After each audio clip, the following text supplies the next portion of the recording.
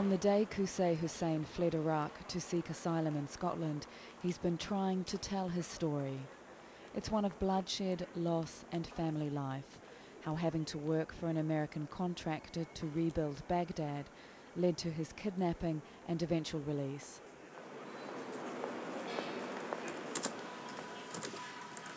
Realising his English needed work, he struck up a friendship with a Scottish writer who has become his voice.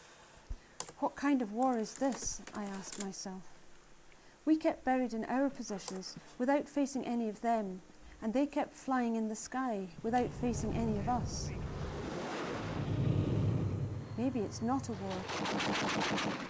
It looks like a game of chess, and they prefer to come to the winning end as fast as they can by checkmate in 3 moves and leave us buried in the positions we dug for ourselves.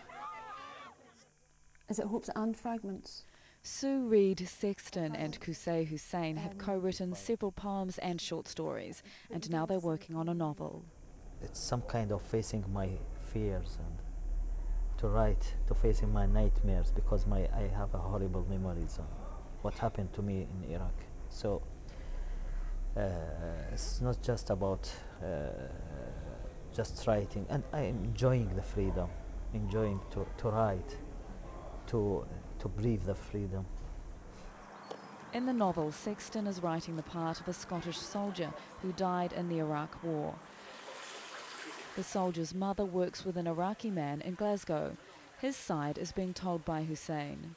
It's an unusual undertaking, as each author is writing a different character. I had to be very careful to be as respectful. I still do. I mean, it's an ongoing thing, but to be as respectful as possible of what Kusay is saying and how he's saying it. I turned to the left, to the biggest window in the classroom. The strong Scottish wind was slapping at the tall, proud trees and leaving them reeling, their branches swaying in all directions like Arabic women mourning someone dear.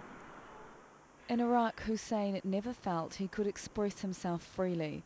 Scotland may never be home, but for now Hussain thinks it's best to stay away from Baghdad, because some stories just have to be told. Tanya Page, Al Jazeera, Glasgow.